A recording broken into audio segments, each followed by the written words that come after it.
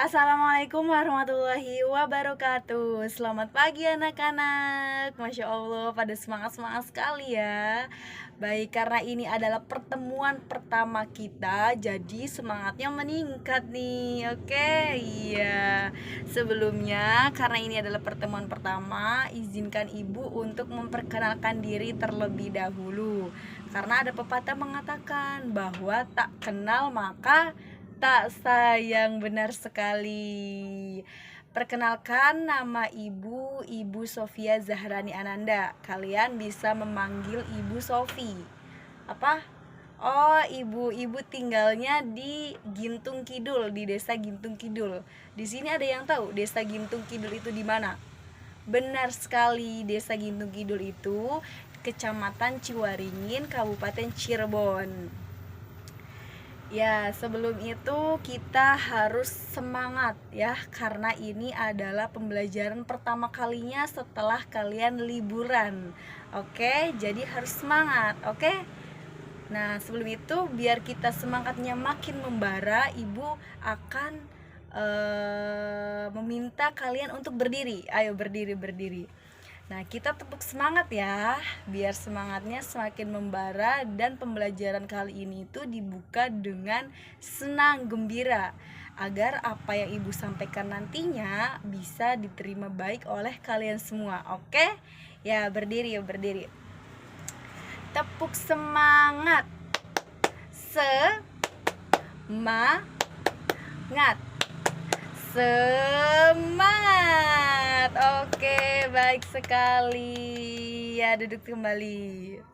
Nah, jadi kita itu harus semangat karena sebelum memulai pembelajaran, alangkah baiknya kita berdoa terlebih dahulu. Di sini KM-nya siapa? Alwi. Silahkan dipimpin Alwi. Oke, baik. Sebelumnya Ibu akan mengabsen terlebih dahulu ya. Di sini ada yang sakit? Siapa Rani yang sakit? Oh, Hilmi. Oke, baik. Yang izin? Nandar. Oke, ada yang izin dan juga sakit. Nah, kita akan memulai mata pelajaran dengan materi potensi sumber daya alam. Di sini ada yang tahu tidak? Potensi sumber daya alam itu seperti apa? Atau sumber daya alam itu apa sih? Ada yang tahu di sini? Rani? SDA Bu, benar sekali. SDA. Yang lain? Oke, Wildan, apa sumber daya alam? Tumbuhan. Memang benar, ada lagi sumber daya alam? Dedaunan. Oke, memang benar ya teman-teman, anak-anak, apa yang telah dikatakan oleh teman-teman kalian bahwa sumber daya alam itu segala hal yang berkaitan dengan alam. Apa yang telah disampaikan oleh Rehan tadi memang benar, segala hal yang yang ada di alam, dan apa yang telah dikatakan oleh Rani memang benar, seperti tumbuhan, hewan, dan lain sebagainya. Nah, di sini Ibu akan menjelaskan tentang potensi sumber daya alam. Sebelumnya, pengertian dari sumber daya alam itu sendiri. Jadi, sumber daya alam itu segala sesuatu yang berasal dari alam untuk memenuhi kebutuhan hidup manusia. Nah, jadi sumber daya alam itu segala sesuatu yang berasal dari alam untuk memenuhi kebutuhan manusia agar manusia ini dapat bertahan hidup. Nah, sumber daya alam itu ada yang biotik dan juga ada yang abiotik. Kalau biotik itu adalah sumber daya alam yang dapat diperbaharui. Seperti di sini ada yang tahu sumber daya alam yang dapat diperbaharui itu apa?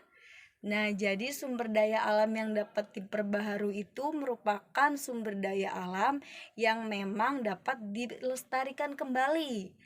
Nah, contohnya itu seperti hewan, tumbuhan, benar sekali. Nah, kalau misalkan abiotik itu sumber daya alam yang tidak dapat diperbaharui, alias kalau misalkan habis, ketersediaannya habis, itu sulit untuk didapatkan kembali karena sudah tidak dapat diperbaharui gitu, sudah tidak dapat dilahirkan secara kembali. Contohnya seperti minyak bumi, gas alam, batu bara, timah, itu merupakan sumber daya alam abiotik. Nah, di sini sumber daya alam itu dapat dibedakan berdasarkan sifatnya. Nah, sifatnya apa saja sih Bu? Gitu loh, sumber daya alam itu sifatnya itu ada 3. Yang pertama, sumber daya alam yang tersedia di alam. Ada yang tahu sumber daya alam yang tersedia di alam itu contohnya seperti apa? Udara, benar sekali. Air laut, benar sekali. Nah, jadi sumber daya alam yang tersedia di alam itu merupakan sumber daya alam yang senantiasa tidak akan pernah habis, akan tetapi berkelanjutan gitu loh. Siklusnya itu berkelanjutan karena hal tersebut itu dapat memenuhi kebutuhan dan kelangsungan hidup manusia itu sendiri. Contohnya yang seperti tadi dikatakan oleh teman-teman. Contohnya sumber daya alam yang tersedia di alam itu seperti air, udara, matahari, air laut. Nah, itu semua kan merupakan segala sesuatu dan kebutuhan agar manusia bisa bertahan hidup. Itu yang pertama. Dan yang kedua, itu sumber daya alam abiotik. Merupakan sumber daya alam abiotik tadi apa? Yang tadi di awal Ibu sebutkan. Benar sekali Sulastri, bahwa sumber daya alam abiotik itu merupakan sumber daya alam yang tidak dapat diperbaharui. Nah, jadi sumber daya alam abiotik ini merupakan sumber daya alam yang tidak dapat diperbaharui. Artinya apa sih Bu, sumber daya alam yang tidak dapat diperbaharui gitu ya? Artinya sumber daya alam yang tidak dapat diperbaharui itu sumber daya alam yang jika persediaannya ini habis.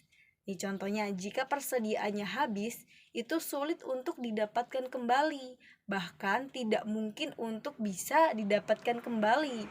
Contohnya seperti minyak bumi, gas alam, batu bara. Nah, jadi kalau misalkan sumber daya alam abiotik ini sulit untuk didapatkan kembali, itu otomatis nanti gak ada gas alam dan gak ada minyak bumi, gak bisa masak dong Bu. Benar sekali, kalau misalkan abiotik ini persediaannya habis gitu, tidak akan bisa kembali, tidak akan bisa dilahirkan kembali gitu, tidak akan bisa dimanfaatkan kembali. Makanya tugas kita sebagai manusia itu harus bijak dan harus bisa mampu memanfaatkan sumber daya alam yang ada agar kita bisa hidup dengan tenang dan damai dan bisa menikmati kekayaan alam di Indonesia. Karena apa? Kekayaan alam di Indonesia itu sangatlah besar dan luas. Nah, jadi kita sebagai manusia dan generasi penerus bangsa itu harus bisa memanfaatnya dengan secara bijak. Di sini ada yang bisa ditanyakan, di sini ada yang mau ditanyakan atau bisa dipahami. Oke, baik. Kalau bisa dipahami, kita lanjut. Yang ketiga, itu sumber daya alam yang dapat diperbaharui. Tadi apa sumber daya alam yang dapat diperbaharui? Oke, Sulastri, biotik. Jadi sumber daya alam yang dapat diperbaharui itu merupakan biotik. Artinya apa sumber daya alam yang dapat diperbaharui? Kebalikan dari sumber daya alam yang tidak dapat diperbaharui. Kalau yang tidak dapat diperbaharui itu sulit untuk dilestarikan kembali, sulit untuk ketersediaannya itu sulit untuk didapatkan kembali. Di sini kalau biotik itu sumber daya alam yang dapat diperbaharui, artinya jika ketersediaan sumber daya alam biotik ini habis, maka dapat diperbaharui kembali gitu, dapat dilahirkan kembali. Contohnya seperti hewan, tumbuhan, ya itu merupakan sumber mikroorganisme. Benar sekali, itu merupakan sumber daya alam biotik ya. Jadi berkembang biak nih, kalau misalkan persediaannya itu sudah habis, bisa munculkan kembali, itu bisa dilahirkan kembali, seperti tumbuhan, mikroorganisme, hewan, itu merupakan sumber daya alam biotik. Ya, di sini sampai sini paham anak-anak? Oke, jadi sumber daya alam berdasarkan sifatnya itu dapat dibagi menjadi berapa? Benar sekali, dapat dibagi menjadi 3. Yang pertama, sumber daya alam yang tersedia di alam. Benar sekali. Yang kedua, sumber daya alam abiotik. Yang ketiga, sumber daya alam biotik. Nah, selain berdasarkan sifatnya, di sini sumber daya alam itu dibagi menjadi 2, yaitu berdasarkan jenisnya. Nah, apa saja sih Bu sumber daya alam ya, berdasarkan jenisnya itu? Jadi, sumber daya alam berdasarkan jenisnya itu ada yang abiotik, ada juga yang biotik. Nah, sumber daya alam berdasarkan jenisnya abiotik apa tadi? Sumber daya alam yang tidak dapat diperbaharui. Benar sekali. Kalau biotik, sumber daya alam yang dapat diperbaharui. Jadi kalau abiotik ini semua kekayaan alam yang berasal dari benda mati. Seperti tadi contohnya, seperti minyak bumi, gas alam, batu bara, itu merupakan sumber daya alam abiotik yang tidak dapat diperbaharui, yang memang berasal dari benda mati. Akan tetapi berbeda dengan sumber daya alam biotik. Sumber daya alam biotik seperti yang tadi sudah Ibu jelaskan, apa? Benar sekali, sumber daya alam biotik itu berasal dari makhluk hidup yang memang jika persediaannya itu terbatas dan akan habis, itu dapat dikembangkan kembali karena berasalnya dari makhluk hidup. Dengan cara apa? Perkembangbiakan, melestarikan. Makanya kalau misalkan contoh seperti ini ilustrasinya ya anak-anak, hewan gajah itu makin kesini akan makin semakin punah kan. Akan tetapi kalau misalkan dikawinkan kembali, kepunahan tersebut dapat teratasi. Nah, akan tetapi hal tersebut juga mesti terjadinya banyak pertimbangan gitu. Sama seperti kayak tumbuhan, terjadinya fotosintesis gitu loh ya, dikawinkan gitu agar bisa melahirkan kembali. Itu merupakan abiotik. Baik sekali. Jadi sumber daya alam berdasarkan jenisnya dapat dibagi menjadi berapa?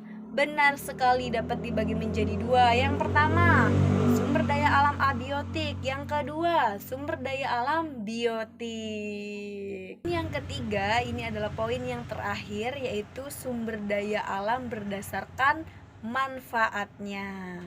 Sumber daya alam berdasarkan manfaatnya itu salah satunya seperti sumber daya alam penghasil bahan baku. Nah, di sini sumber daya alam penghasil bahan baku itu sumber daya alam yang mampu menghasilkan suatu benda atau barang jadi yang nilai gunanya itu semakin lebih tinggi. Contohnya apa coba? Hasil hutan, benar sekali. Contohnya itu seperti hasil hutan, hasil pertanian. Jadi gini anak-anak, hasil hutan, di hutan itu kan pasti banyak sekali gitu, memang banyak sekali pepohonan. Nah, penghasil alam bahan bakunya itu pohon-pohon jati itu pada ditebang untuk membuat kursi, meja, itu hasilnya itu dari pohon jati. Nah, kalau misalkan kita memanfaatkan hal tersebut dan nilai jualnya itu kita inovasi menjadi barang baku dan barang jadi dan dijual gitu untuk memenuhi nilai guna yang semakin tinggi seperti dijadikan kayak kursi, meja, itu kan berarti nilai gunanya itu semakin tinggi karena kita mampu memanfaatkan ada yang ada di alam. Kan tetapi kalau kita eksploitasi terus-menerus hutan atau pohon jati tersebut untuk kita manfaatkan dijadikan sebagai kursi, meja dan lain-lain, akan semakin habis dan akan semakin punah kan. Makanya di sini kita harus bisa bijaksana dalam memanfaatkan apa yang ada di alam agar kita bisa menikmatinya dan cucu-cucu kita di bawahnya juga dapat bisa menikmatinya. Seperti itu. Yang kedua, itu ada sumber daya alam penghasil energi. Seperti apa sih Bu sumber daya alam penghasil energi? Jadi sumber daya alam penghasil energi ini merupakan sumber daya alam yang menghasilkan dan memproduksi energi demi kepentingan atau kebutuhan manusia. Contohnya seperti gas alam, minyak bumi merupakan sumber daya alam penghasil energi. Seperti itu. Jadi, potensi sumber daya alam itu sangat penting guna kelangsungan hidup dan guna mempertahankan hidup manusia itu sendiri. Nah, makanya anak-anak kita itu harus bisa dapat melestarikan sumber daya alam yang ada. Jangan sampai kita ini manusia dan memiliki hawa nafsu serta sifat yang rakus, makanya kita terus-terusan mengeksploitasi hutan dan istilahnya kayak tidak menggunakannya dengan secara bijak gitu. Makanya nanti akan terjadinya hal-hal yang tidak diinginkan. Makanya kita sebagai generasi penerus bangsa dan Indonesia ini merupakan sebuah negara yang kaya sekali akan alam gitu loh. Akan kekuatan alamnya akan semakin kaya sekali Indonesia ini. Makanya kita harus bisa menjaganya, harus bisa bijak dalam melestarikannya. Jadi itu merupakan materi potensi sumber daya alam yang telah Ibu sampaikan kepada anak-anak sekalian. Jadi gimana anak-anak, paham atas apa yang telah Ibu sampaikan materinya mengenai potensi sumber daya alam, bagaimana sifatnya, jenis-jenisnya, manfaatnya? Apa ada yang ditanyakan? Oke Dani, gimana pertanyaannya? Oke, baik. Pertanyaan yang bagus sekali Dani. Jadi pertanyaannya Dani itu seperti ini. Bagaimana sih sikap kita sebagai manusia agar bisa melestarikan sumber daya alam dengan baik, agar hutan-hutan di Indonesia dan alam-alam di Indonesia itu tetap terjaga? Di sini teman-teman ada yang mau menjawab? Oke, Ibu akan sedikit menjawab ya. Jadi sikap kita sebagai manusia agar bisa merawat dan menjaga lingkungan alam dan melestarikan sumber daya alam dengan baik, itu kita harus bijaksana, benar sekali. Jadi kita itu harus bijaksana, harus penuh dengan tanggung jawab, harus penuh dengan hati yang bersih gitu. Artinya gini, kalau misalkan kita memanfaatkan sumber daya alam secara terus-menerus dan mengeksploitasi hutan secara besar-besaran, itu akan berdampak terhadap kehidupan manusia itu sendiri. Jadi kita harus bijak dalam mempergunakan dan melestarikan sumber daya alam agar kebutuhan kita ini dapat terpenuhi dengan baik. Itu yang pertama. Dan yang kedua, kalau misalkan di sini kan banyak sekali tuh usaha-usaha yang memang bahan bakunya itu terbuat dari pohon jati, seperti kayak misalkan pembuatan kursi, pembuatan meja. Nah, itu tuh bagaimana seseorang wirausaha mampu mengganti pohon jati dengan yang lainnya gitu. Jangan mengeksploitasi secara besar-besaran, karena itu akan berdampak buruk terhadap hutan dan juga kekayaan alam di Indonesia. Paru-paru Indonesia itu kan hutan ya. Hutan itu kan secara luas banget gitu, pelindung gitu. Seperti itu. Nah, seperti itu jawabannya, bisa dipahami? Iya, baik. Nah, jadi agar kalian bisa memahami materi ini dengan sangat baik, kali ini Ibu akan memberikan tugas. Ya, tugasnya itu kelompok. Di sini ada berapa siswa? 30. Oke.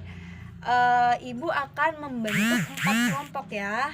Masing-masing nanti berhitung.